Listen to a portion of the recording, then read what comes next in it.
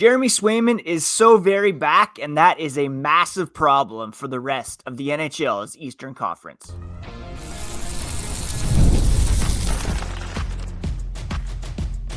You're Locked On Bruins, your daily podcast on the Boston Bruins. Part of the Locked On Podcast Network, your team every day. What is up, Bruins fans, and welcome back to the Locked On Boston Bruins podcast. I'm your host, Ian McLaren, and we are part of the Locked On Podcast Network, now the #1 sports podcast network. Happy Thanksgiving to those of you listening south of the border. Up here in Canada, it is snowing, but we are so thankful for a Boston Bruins win last night over the Islanders. We are going to break it down in full on today's episode, discussing Jeremy Swayman's dominant performance and a current run of excellent play that proves that he is very back after last year's poor results. We'll also discuss Alex Steeves with a breakout 2-goal games, touch on the Toronto Marlies being beaten by Fabian Lysell, and the Providence Bruins, Lysell being a possible candidate to be recalled after an injury last night. And we'll also touch on a couple things that we are thankful for in relation to the Boston Bruins. Before we get into all that, a quick reminder, you can find the podcast on socials at Locked NHL Bruins. Primarily on X, but you can also find it on Blue Sky, Instagram, Threads, TikTok, of course, the YouTube channel, Locked On Boston Bruins. Again, I'm your host, Ian McLaren, and I am a lifelong Boston Bruins fan who's been covering this team and the NHL for various outlets for nearly 20 years now. So the Bruins had a bit of an up and down, more down than up California road trip, getting 2 points out of a possible 6. Before they went back to TD Garden, they had to make a stop on Long Island to take on the New York Islanders. And they were coming off a West Coast trip. You could forgive them for being a bit fatigued, just wanting to get home for Thanksgiving and back to the friendly confines of TD Garden. But they really rose to the occasion last night, especially our boy Jeremy Swayman, who made 44 saves, which is a career high in the victory over the Islanders. I recorded a short after last night's game saying he had made a season high 39 saves, which was what was declared after the game. And then the Bruins X account makes an update. Oh, it's a season high 41 saves. No, it's 42 saves. No, actually, we're chalking it up to 44 saves based on the NHL's official numbers. He said he was taking it just one shot at a time. He was blown away by the effort that he had in front of him all night. It was a motivator for sure, just doing whatever he could to stop the puck. Really proud of the group as a whole. Jeremy Swayman has been unbelievable as of late. He made 44 saves on 45 shots last night, a bunch of which came in the later minutes of this game. Patrick Waugh had pulled the Islanders goalie with like 4.5 minutes remaining in the game. So it was like the Bruins were killing off a major penalty there with the 6-on-5 situation. And all the looks that they got were stopped by Swayman. The only goal the Islanders scored was on a pretty filthy dangle by Matt Barzal. Now, Swayman has started each of the last 3 Bruins games, rightfully taking his place as the guy who should be starting the majority of the games because Joonas Korpisalo has not been good at all. But in the month of November, Jeremy Swayman has been absolutely outstanding. To end October, he started a game against the Ottawa Senators in which he allowed 7 goals on 23 shots. That was a .696 save percentage. Since then, through the month of November, he's been almost unbeatable. And if you look at his breakdown this month, he has made 9 starts. He's got a record of 7-2 with a 936 point percentage and a 209 goals against average. These are his performances so far in November. On the 1st, he beat the Hurricanes 2-1. While the Bruins beat the Hurricanes 2-1, he had a 966 save percentage. The last time they played the Islanders, it was a 4-3 shootout win, a 909 save percentage. He posted exact same numbers in consecutive wins over the Maple Leafs, where the Bruins won 5-3, 909 save percentage. And a win over the Canadiens, 929. A loss to Carolina, still a 906 save percentage. A win over the Kings, 969 save percentage. And the loss to San Jose, 933. And then last night, 978 save percentage to bring his November average up to 936. And for the season, he is now up to a save percentage of 915. To begin the month, he was below 900 when it came to his save percentage. His career average is 911. He actually raised it a bit after last night's performance, and that average includes last season's very poor showing from Jeremy Swayman, in which he posted an 892 save percentage. You compare that to right now, he's rolling at 915. Just an unbelievable turnaround, and he's back to the numbers that he displayed in 2023-24 when he had a 916 save percentage through 44 games. In 2021-22, he had a 914 save percentage, 920 in 2022-23. All of those seasons, of course, he was paired with Linus Ullmark and kind of splitting starts. Now he is taking the job and running with it, and for good reason, because let's be honest, Joonas Korpisalo isn't really proving to be that good of a tandem partner or a backup at the moment. Joonas Korpisalo's numbers so far this season, he's got an 878 save percentage, and that's just not going to cut it in today's NHL. 3.43 goals against average, an 878 save percentage, well behind. Like, he's allowed 31 goals on 254 shots. Swayman's allowed only 43 goals on almost twice as many shots. Jettisoning Korpisalo to the AHL and recalling Michael DiPietro, who's been fantastic so far this season for the Providence Bruins. But for right now, the big thing is that he started his 3rd consecutive game, career high 44 saves. The Bruins do have a back-to-back coming up against the Rangers and the Red Wings, so it's likely that Korpisalo will start one of those games. But it's clear that Jeremy Swayman has to take on the lion's share of starts moving forward.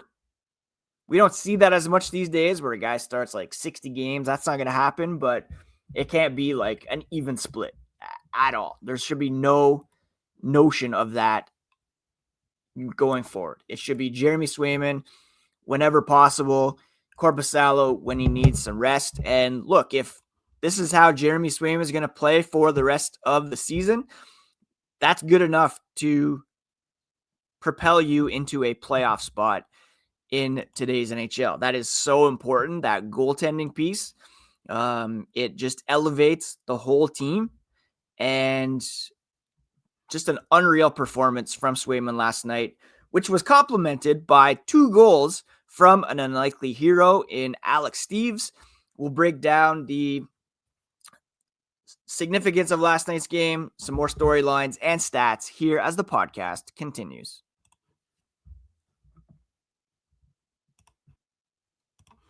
The NBA is back, and there's no better place to get in on the action than FanDuel, the official sports betting partner of the NBA. Look, even if you miss the start of a game or want to ride the hot hand, FanDuel has live bets on everything from who will score next to fourth quarter comebacks. Plus, you can even combine your live bets into a same game parlay for a shot at a bigger payout. Keeps every game exciting, especially when your team's making that late push. And of course, it is Thanksgiving. There's NFL action that you can get in on today as well. And right now, FanDuel is giving new customers $300 in bonus bets when your first $5 bet wins. Head to fanduel.com, sign up, and play your game with FanDuel, whether it's Thanksgiving football, Black Friday hockey tomorrow, or the NBA, because FanDuel is the official sports betting partner of the NBA.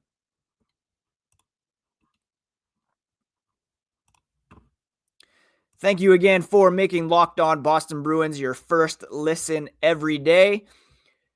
And thank you for making Locked On the #1 sports podcast network. You can help out by subscribing on your favorite podcast app, as well as on YouTube, so that you never miss a thing. So when Alex Steeves was recalled from Providence, I kind of questioned it, saying maybe there would have been better candidates, even in Matej Blumel or Georgi Merkulov, Fabian Lysell, Matt Patra. He'd looked a bit out of place in a top 6 role that he had been occupying to begin his run. But last night, slotted on the bottom 6, killing some penalties.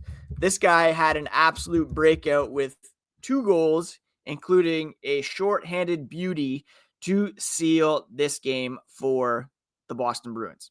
Steeves kind of started on the 4th line, but he was out there killing penalties on the first unit, I should say, with Fraser Minten. Minten had an unreal toe drag to set up Steeves for that goal.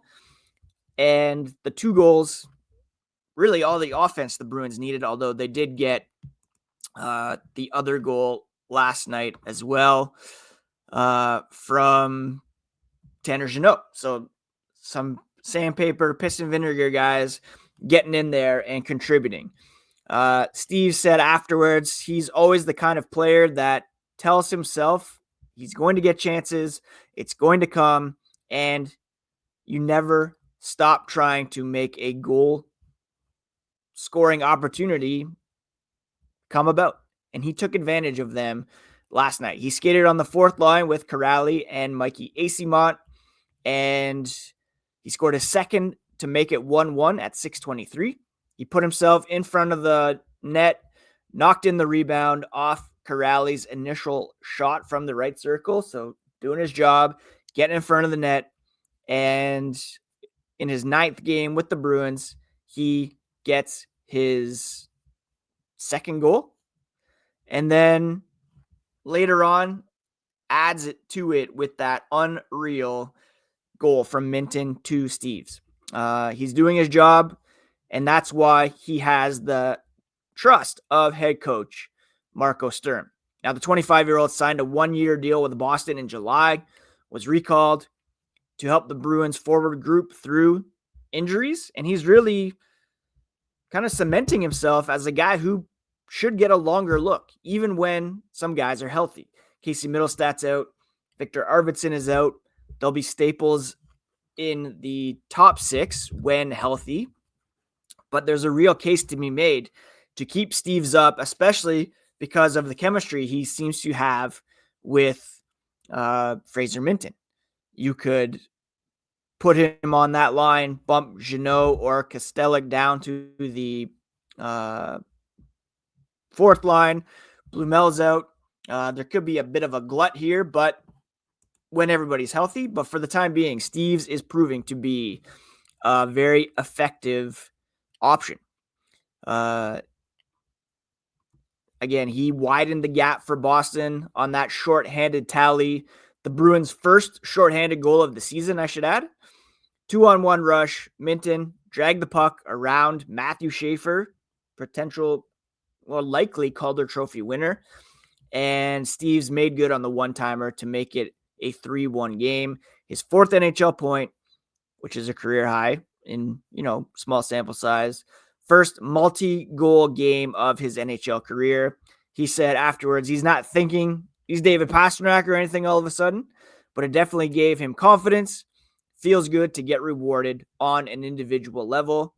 Feels even better to feel like he helped contribute to a really big win. And that he did.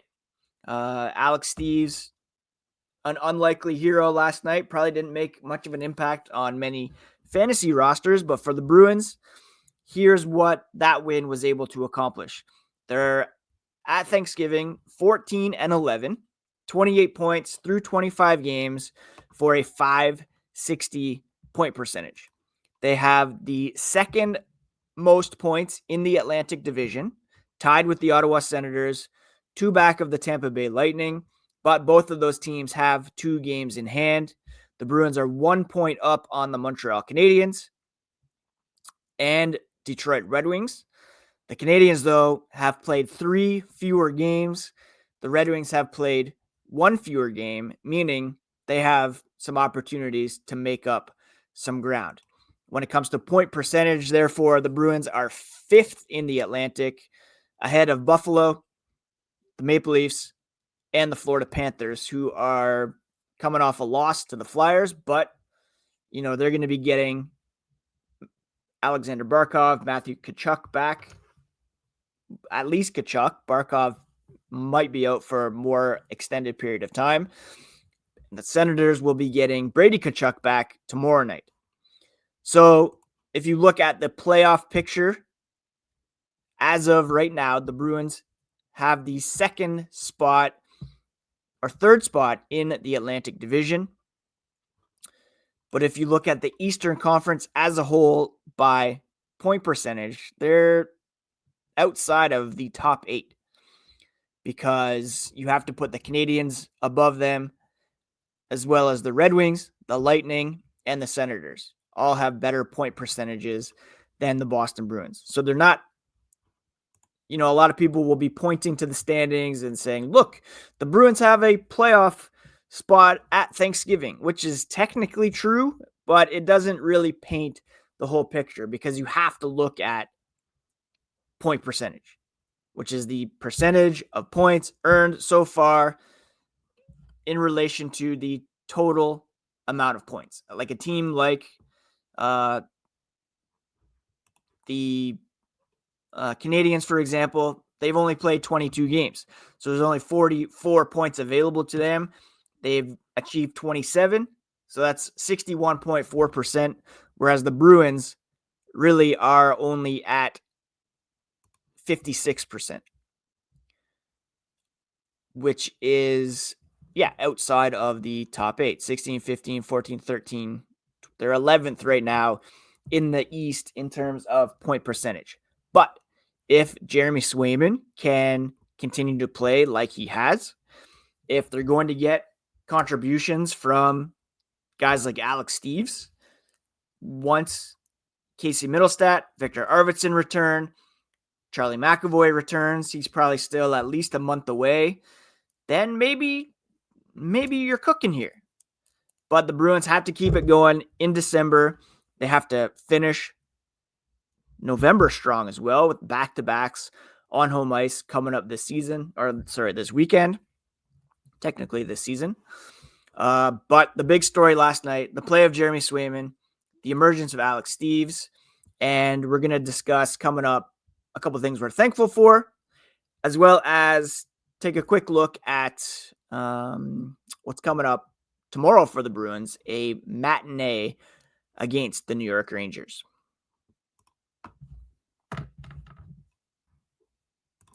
Let's be honest, most of us can't name all our financial accounts, let alone what they're worth. Between 401ks, savings, and investments, it's easy to lose track, and that can mean leaving money on the table. That's why I started using Monarch, an all-in-one personal finance tool that brings your entire financial life together in one clean, easy-to-use interface on your laptop or your phone. It's helping me organize my accounts, track my spending, get a better handle on investments, and their visual dashboards and smart tools make it so much easier to understand where your money's going and how to make it work harder for you. Don't let financial opportunity slip through the cracks. Use code LOCKEDONNHL at monarch.com for 50% off your first year. That's monarch.com, code LOCKEDONNHL for half off your first year.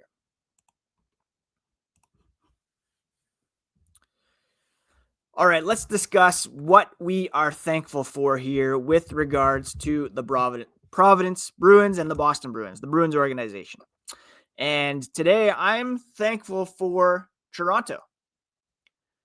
Last night, the Providence Bruins went into Toronto, and I can't believe I didn't have this on my radar. I totally should have made the drive into Toronto to check this one out. But the Bruins defeated the Marlies 5-1 on Wednesday at Coca-Cola Coliseum in Toronto. Georgi Merkulov, Patrick Brown each notched a goal and 2 assists. And Fabian Lysell scored 2 goals, a couple of absolute beauties. Highlight reel tally and a one-timer to give the Providence Bruins the win. Now, this was happening while Fraser Minten and Alex Steeves were wowing the crowd on Long Island with that shorthanded goal. Steeves and Minten were both last season members of the Toronto Marlies. Minten, of course, came over to the Bruins in the Brandon Carlo trade, along with a pick that became Vashon Planar, as well as a first-round pick in 2026. Steeves was signed as a free agent by the Bruins after the Maple Leafs somehow allowed him to become available despite scoring at a very high rate last season in the AHL. This was a guy who had 36 goals in 59 games in at the AHL for the Toronto Marlies last season. So not only did the Bruins have 2 guys playing at a high level last night who were former Marlies, but they also had their own farm team taking care of the Marlies in Toronto at the exact same time. Thank you, Toronto, for your decision-making and your failures last night at the AHL level. Now, speaking of Lysell, he skated the puck out of his own zone last night, danced through a defender, toe-dragged another defenseman, deked the goalie, and tucked the puck around the pads to give the Bruins a 3-0 lead at that point last night. This came after he had a sensational one-timer off a beautiful Georgi Merkulov feed. If Matej Blumel is going to be out for any length of time, or even if not, because last night he had a pretty egregious turnover at the offensive zone blue line that led directly to the Islanders' lone goal last night. So he hasn't really done much to impress me. I really do think that Fabian Lysell right now has earned the opportunity for a recall. And look, put him on the second line right now with Elias Lindholm, maybe move Marat Husnudinov down and put somebody with a bit more sandpaper on the left side to give more defensive responsibility up there. It's time. He's excelling at the AHL level right now, and he warrants a look. We talked the other day about how he changed his representation and how maybe he's looking for a new opportunity or an opportunity. He deserves it at this point, and he should be the guy that's called up if Blumel is going to be out of the lineup for any length of time. And heck, maybe even if he isn't, send Blumel back down, recall Lysell, get him up here while Arvidsson and Mittelstadt are injured. What else are we thankful for? Well, of course, we're thankful for Jeremy Swayman's resurgence. We are thankful for the continued dominance of David Pastrnak and Morgan Geekie. Geekie did not score last night, so he fell behind a bit in the NHL goal scoring race. But the fact that he's even in that realm is unbelievable and something that I am incredibly thankful for. He's got 17 goals through 25 games. David Pastrnak with 11 goals, 29 points through 25 games.